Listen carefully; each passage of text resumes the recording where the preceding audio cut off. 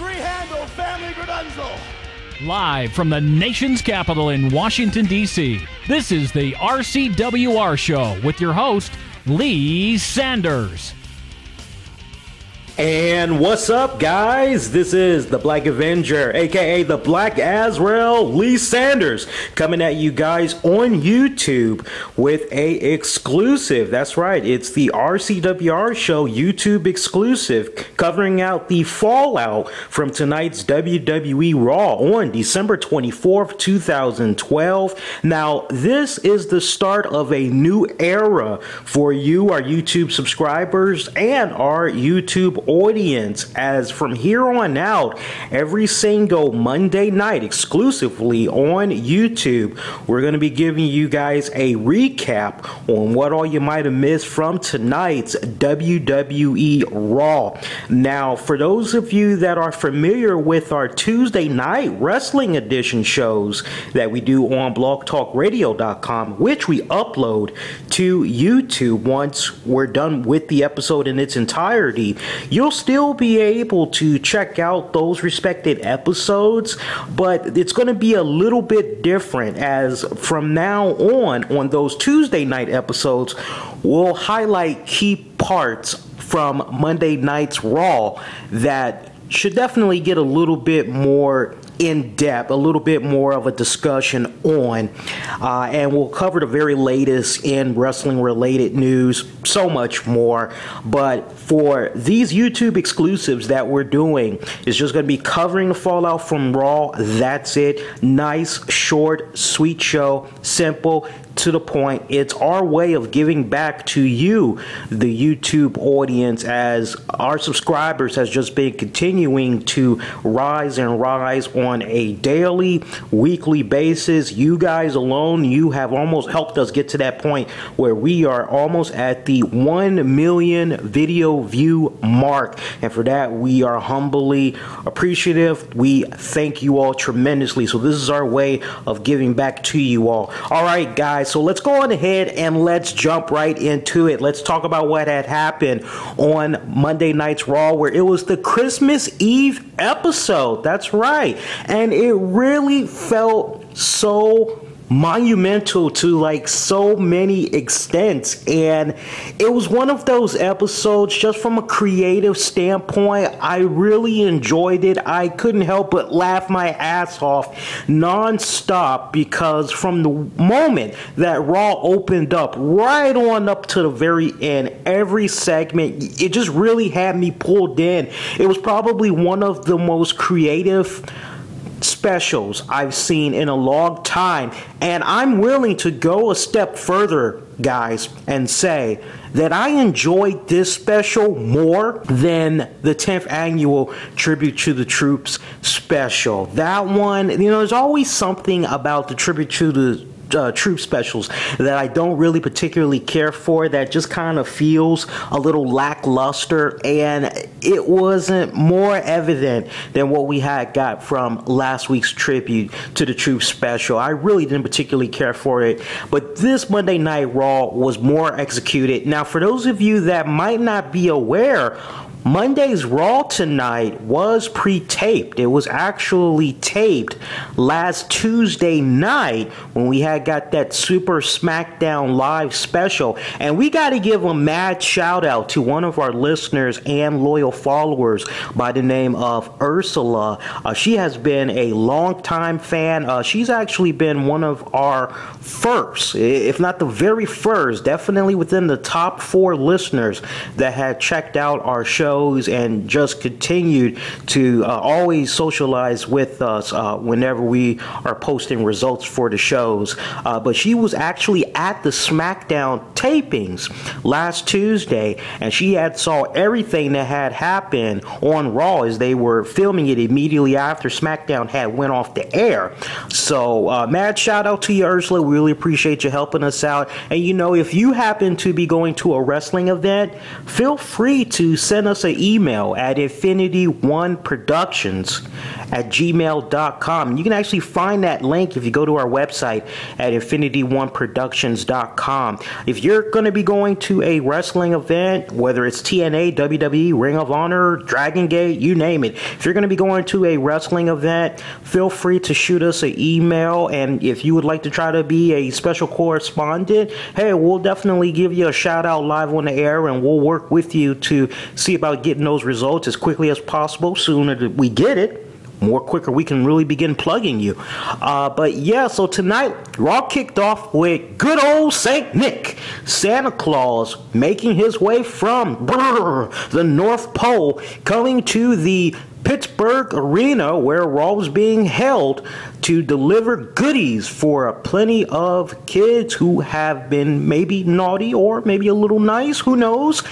And we see an unfortunate incident happen where we see Santa Claus get run over by a car. Now, it wasn't just any car that Santa Claus got ran over by.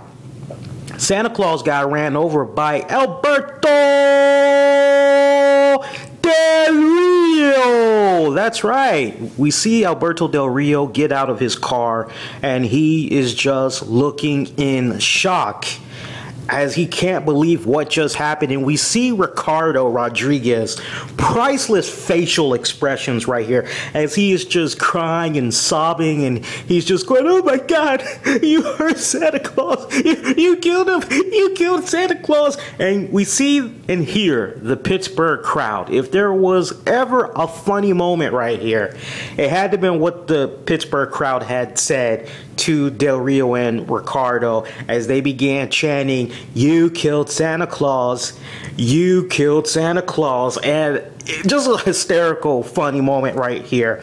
And it actually had ended up going into a backstage segment where Booker T tries to give an update on Santa Claus, as EMTs actually had to carry Santa Claus on out to the back to try to get his vital signs, see how he was doing. And it looked pretty grim as Booker T told the WWE roster that, hey, it's not looking good, but in the meantime, the show must go on. They have to do it for Santa. And we see Del Rio, he pops up and he just gets heckled, he gets boos, he gets hisses.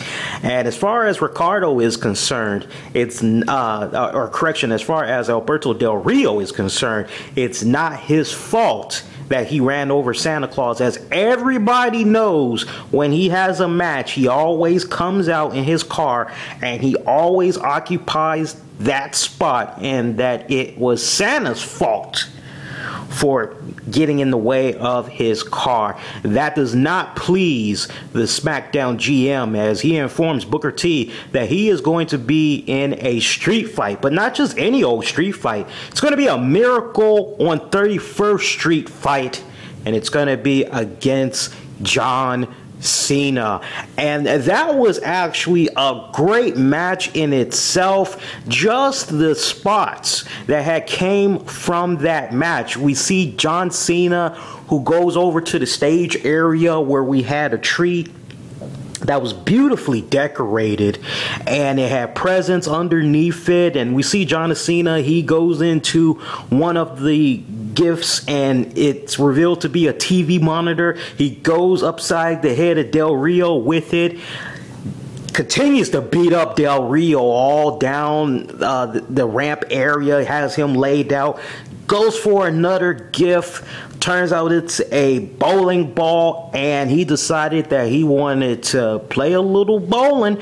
And the pins that he went for, well, it was actually the pins that is in between Del Rio's legs that he went for, as he had got a strike, as Del Rio is just crying and screaming in agony, favoring that groin area. Well, you know, we saw Ricardo, he tried to get involved in this bout, tried to apply a sleeper hold on John Cena by jumping on his back, but John Cena was actually able to fend him off.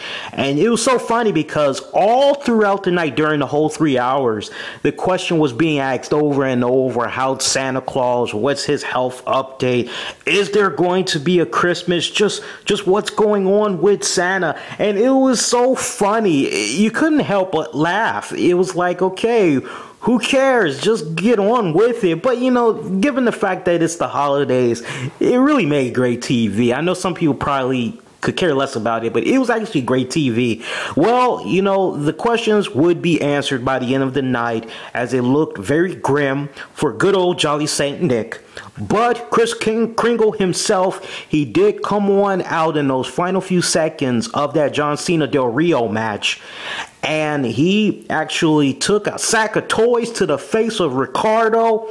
And we see Alberto Del Rio, he's tangled up on the ropes.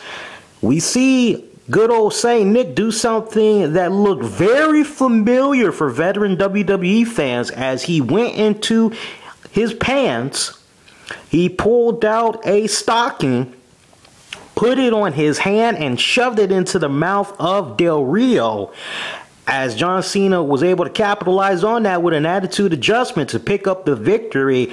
You know, I think we all can be in agreement without a doubt that Santa Claus was Mick Foley. He even did the little bang bang at the end of the show. So nice to see Mick Foley, who really looked that part. Mick Foley been looking pretty phenomenal. You know, it's kind of rare that we see him nowadays in the WWE Universe, but this time around, he actually had slimmed down a little bit.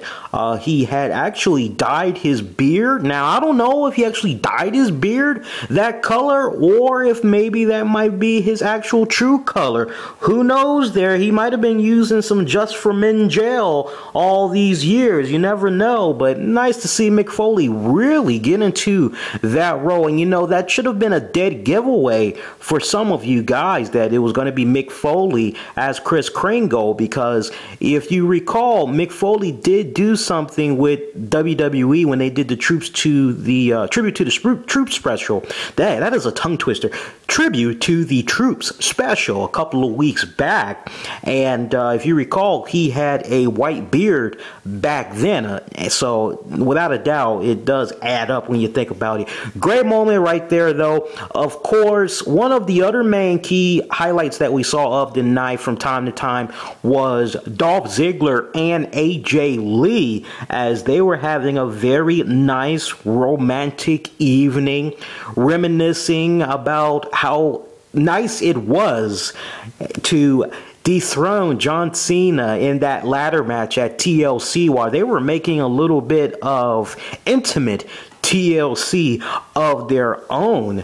Watching the pay-per-view match where AJ screwed John Cena, reading a little fairy tale book of how John Cena got screwed. Really intimate moments that AJ Lee and Dolph Ziggler had, but you know, during the whole course of this episode, I couldn't help but wonder to myself, where exactly is Big E Langston? Where's this guy tonight? As unfortunately, we were not graced by his appearance. One of the of several matches that we had saw on Raw tonight, we had saw a great first matchup as Kane had defeated Cody Rhodes. We saw some great Divas action as Caitlyn teamed up with Layla, Natalya, Alicia Fox to defeat the team of Eve, Tamina, Astana, and Rosa Mendez. You know, this was a great Divas tag match, and I must admit that although this tag match wasn't 5-star type of quality, it did have me intrigued. I wasn't exactly straight up 100% bored. I thought it was a rather decent Divas tag match, better than some of the single matches I've seen in recent months. Also, we had got to see in action tonight a Lumberjack Frost match as the rivalry was renewed from Sheamus and Big Show, as Sheamus had picked up a win over the World Heavyweight Champion, but rest assured their rivalry is probably not done just yet. I don't think this is it. I think these guys are going to get it on one more time, possibly at the Royal Rumble for the World Heavyweight title. And as I had said a couple of weeks ago, actually just last week recently on the RCWR Show, I truly believe that Sheamus and Big Show will need to have one more go, and there's going to be some type of a stipulation that's going to need to be put out there that if Sheamus isn't able to get the job done against the Big Show at the Royal Rumble, then so as long as Big Show is the World Heavyweight Champion, Sheamus will not get another opportunity. And I know some fans are a little bit disheartened at the notion that Sheamus is continuing to fight against the Big Show, but they really have been putting on some great matches these past couple of months. And I, for one, I must admit that when you have the right two people that can really stretch out a great rivalry, that can stretch out a great storyline, I must admit, the beginning of their storylines when we had the whole World Heavyweight Championship debate, that all was pretty weak. But it seemed like once it came time for them to have that first encounter, what was that, at Hell in a Cell, it just seemed like everybody got behind what those two guys were doing, and I don't think these guys are going to disappoint once again when it comes to their rematch. Should happen at the Royal Rumble. I would actually be a little shocked if they went in another direction. Other matches included Zack Ryder defeating David Otunga. Kofi Kingston and The Miz, they had teamed up to defeat Wade Barrett and Antonio Cesaro. Programming note for you main event fans, Antonio Cesaro should be making an appearance on that program this Wednesday, as there's going to be a battle royal to determine the number one contender who will face Antonio Cesaro. Now, they did not specify when this is going to be happening. I would think it's not going to happen on the same episode of main event. I would think it's probably going to happen on a future episode of Raw, SmackDown, or maybe even at the next pay-per-view. But make sure you guys check that out. That should be a very good show. Sixth match, we had Great Khali in action as he defeated Brad Maddox. That's right. Now, Brad Maddox was seen in a backstage segment, and he was trying to play a little kiss up to Booker T, asking for another opportunity. Kind of reminded me of that Biggie Smalls song, One More Chance, or that Faith Hill song. That's how it kind of seemed like to me, as Booker T, he tells young Maddox, okay, you know what, you can have an opportunity. You're going to be one of Santa's elves. Maddox not really sure exactly what that meant, but he liked the sound of it. It actually turned out he was going to be having a match against Great Khali. I feel really bad for Brad Maddox right here. It's unfortunate that he had to get a loss to Great Khali there, as Great Khali, don't even get me started. I know I'm gonna hear it. I'm not gonna hear the end of it. Great Khali is popular in his home country. That's why he's being involved in some of these storylines, but I really would have preferred to see Brad Maddox square off with somebody else. That's just me. Seventh match, we had Daniel Bryan. Great matchup right here, as he had took on and defeated the intellectual savior, Damian Sandow. That was probably one of my favorite highlights of the night, seeing these two guys get it on. Just seeing them go back and forth. We see Daniel Bryan, he's screaming, no, no, no. And you see Damian Sandow, silence, no, silence. No, no, no, silence. That's a nice little soundbite there. Hilarious stuff right there. That was one of the best matches of the night. I kid you not. Really fun looking at that match right there. Those guys, they told their story in that ring for at least 25, maybe close to 30 minutes it felt like, but I'll go with 25 minutes to be on the safe side. More important moment had came on Raw as the WWE Champion, CM Punk. He had made his return to Raw, addressing a very serious issue that had been on a lot of people's minds, which was what's going on with him having a match with Ryback for the WWE title on the first episode of Raw. Well, CM Punk taking down all those rumors that went down last week by Ryback, saying that he is going to be having a match with the WWE Champion on the first Raw of 2013. He said there's just no way he's going to be able to have that match, as he is still pretty banged up, beat up. There is just no way possible he's going to be able to do this. And while he was at it, he was also taking the time out to bash the Pittsburgh fans as from out of nowhere.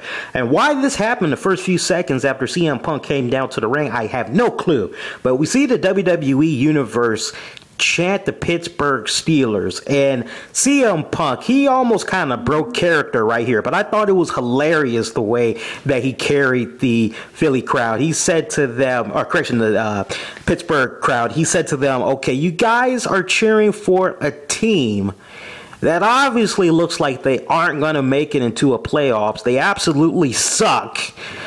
Hey, I'm from Chicago, and I don't care about the Cubs because they freaking suck. You guys have the audacity to cheer for your Steelers. Lighting them up real good. They shut up after that. And this was pretty much a segment where CM Punk, Paul Heyman, they were doing a lot of heckling at the crowd, and basically Ryback came out and told the WWE champion that, hey, it is going to happen in 2 weeks' time. You will be 100% healthy, and when that time comes for that first Raw in 2013, we will be having the match that we were supposed to have at the TLC pay-per-view. It's going to be a TLC match for the WWE Championship. So apparently that is a early Christmas present that has come for Mr. Feed Me More Ryback, as he's going to be taking on the WWE Champion in 2 weeks. And in the meantime, CM Punk has to continue to look into his rearview mirror as the Brahma Bull himself, Dwayne "The Rock" Johnson, is going to be returning for a match for that WWE title that CM Punk possesses at the Royal Rumble pay-per-view. And for those of you that are curious, CM Punk has now held that WWE Championship now for just over 400 days there. He is slowly continuing to make history as one of the current longest reigning WWE champions of today's modern era. Eighth match, we had a 12-man tag team match where we saw the teams of Justin Gabriel, Tyson Kidd, Santino Marella, the Usos, Brodus Clay defeat Tensai, Jinder Mahal, Drew McIntyre, Titus O'Neil, and Darren Young. That was another highlight. It's always solid when they highlight their tag team match. I've never seen a 12-man tag team match of this epic proportions from Raw.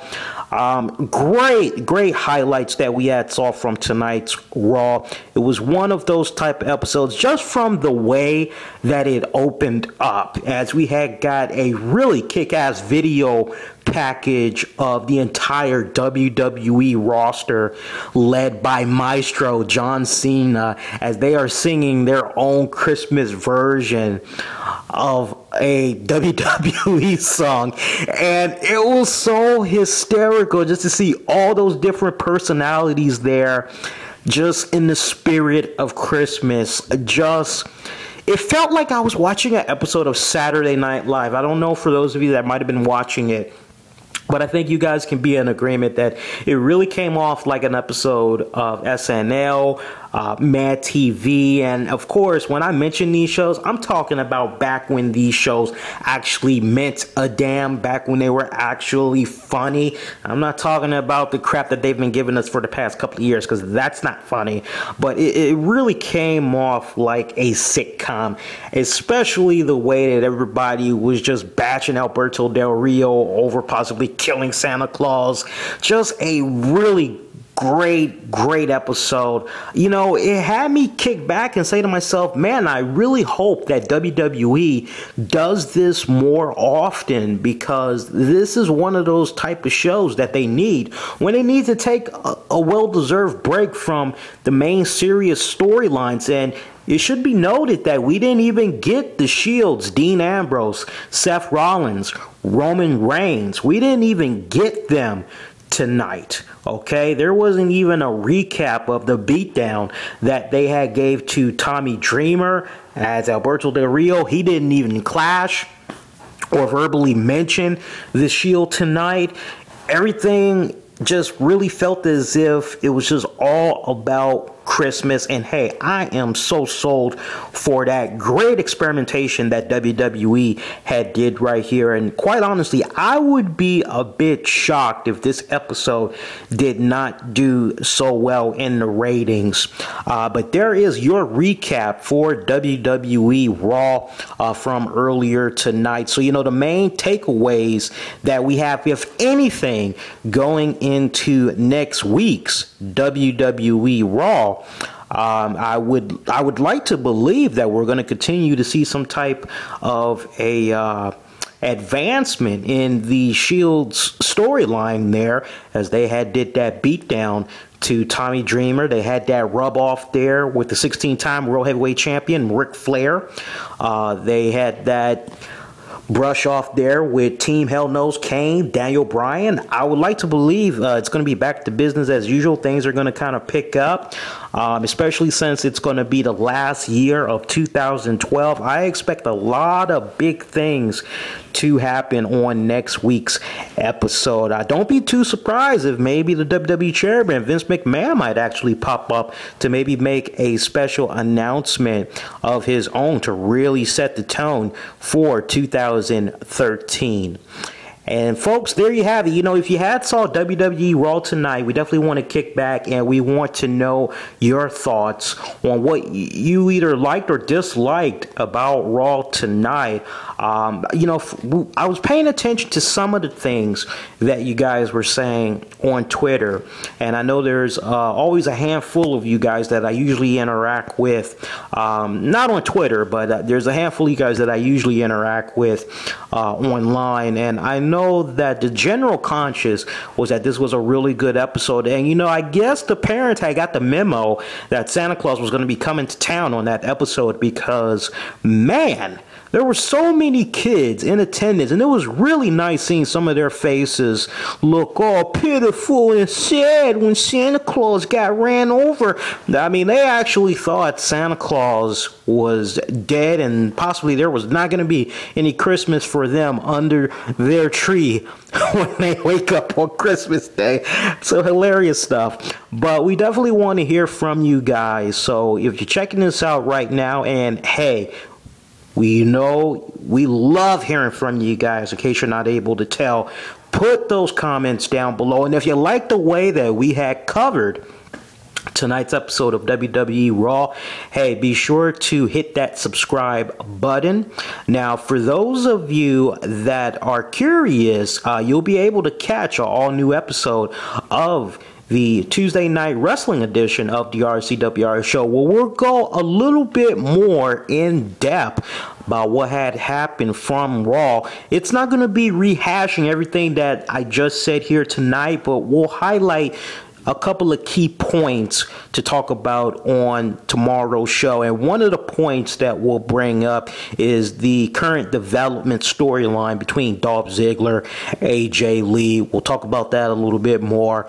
And we'll also talk about what's going on with John Cena there, how he fits into that equation, where that's going to be going down to, as it looks like John Cena might be stuck in limbo there for a little bit. But we'll talk about that a little bit more, and we'll also go more in depth on how they can really make the most out of another Big Show versus Sheamus match, as this will be the fourth time now that these guys will be getting it on. I'll share with you in an in-depth piece how WWE can really try to make this be fresh and really make it be something that the fans can get behind. It'll be a really great in-depth pieces, so you want to make sure that you check those out.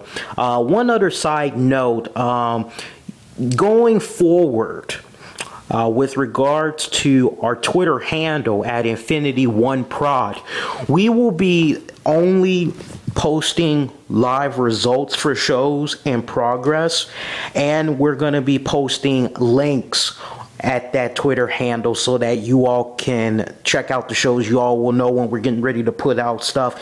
Now, for some of you guys, you may sit up and say, well, isn't that what you're already doing now? And yes, it is. But the thing is, in the past, we used to put personal tweets out there. We used to interact with people. And unfortunately, we had a little bit of an incident that had occurred earlier tonight, and it was brought to my attention by one of our listeners. And as a result of that, we're no longer going to be putting personal tweets out there. Some people may be a little bit bummed out by that, but you know, it's just our way of making sure that you all don't see all that stuff in our timeline, because really that handle is just all about posting results and putting the show links out there. For those of you that would like to interact with me personally, you can do so at Mr. Sandman Lee on Twitter. Again, that's at Mr. Sandman Lee. And don't take it personal if I'm not able to reply to your tweet in a timely manner, as I am always preoccupied doing some post-production work, or I'm always busy working on something on the website, maintenance updates, all that. So don't take it too personal if I'm not able to reply to you in a timely manner. And there's been another big question that's been on the minds of a lot of people, which is what exactly is going to be happening to our shows, as we had announced this past weekend that we're no longer going to be opening up the phone lines on a regular basis, and it kind of met a little bit of disappointment. We're doing this because, quite honestly, guys and gals, I'm at a point right now where I'm starting to get a little bit burned out because of all the multitasking work that I do behind the scenes, and making sure that when I'm on the air, I am as charismatic, I am as energetic as I need to be for you guys when I am covering the very latest in wrestling related news. And unfortunately, when you start to get burned out from doing a whole lot of multitasking, as you're pretty much the main steer horse that's keeping everything together, you kind of have to take a little step back sometimes. So one of the things that we're going to be doing, we're going to be just removing the phone lines altogether, although at the demand of a few listeners, we are taking into great consideration that the phone lines should at least be open for the pay-per-views. So we will make sure that we open it for that. Or if there is some type of a monumental episode from Raw, SmackDown, Impact Wrestling, maybe like a 200th episode special or something like that, we will open up the phone lines for that. But it's part of our way of making sure that in the long haul, the shows end up being shorter. As on top of that, the new goals from here on out, we're going to try to make our Tuesday shows not be the standard 90 minutes, 95 minutes, 100 plus minutes. It's not going to be like that anymore. We're throwing that out the window. From here on out, the goal is going to try to be to make the point in 60 to 65 minutes tops. If it can be wrapped up sooner than that, that's fine. But the maximum that I'll be willing to do a Tuesday show is going to be for 60 to 65 minutes. We'll do the same thing on our Thursday shows, keep it at that length. And then on our weekend editions, we'll do 90 minutes tops. And, we're just trying to make sure that across all spectrums, those that check out our shows, they won't feel like they have to listen to an entire 2-hour episode.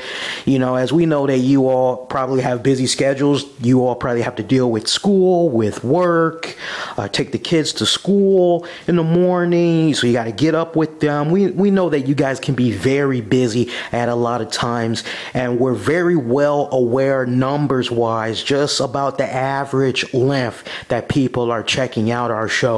So it's our way of playing it smart and trying to cater to you all that have those responsibilities, as we know your time is very precious, and we always appreciate it when you all check out the shows. So again, not really too much bad news if you really think about it. And hey, we would think that you're going to be a fan of the show regardless, because as many of you have said, you like the way that we present and cover wrestling. It's very insightful, and hopefully by what you had just heard here, you'll see we really haven't missed anything, as we were able to make all our points in just 35 minutes. Hey, the talk of wrestling, it's not going to end here. As I said, check us out on blogtalkradio.com/the RCWR Show. We're going to have an all new episode of the RCWR Show Tuesday night wrestling edition. You'll be able to catch that at 11 p.m. Eastern. TNA wrestling fans, you'll be able to catch a new episode of Impact Showdown Radio this Thursday night at 10 p.m. Eastern. Even though Impact Wrestling will be pre-taped, we'll still cover the fallout from that respected episode. Till we hear from you guys next time around, do subscribe to us in the iTunes, Zune marketplaces. Use the keywords, the RCWR Show. You can also find us on Stitcher. And if you don't have that Stitcher app, then you are missing out on all the fun. Get that Stitcher app right now. Stitcher, new and smart way to play internet radio. Go to our website at infinity1productions.com for all the latest in wrestling-related news and so much more. And while you're at it, take the time out to like us on our Facebook page at Infinity One Productions. This has been the Black Avenger, a.k.a. the Black Azrael, Lee Sanders, wishing you all a very safe and Merry Christmas / Happy Holiday. And we'll be hearing from you all later this week. Be safe and be kind to one another, folks. Take care.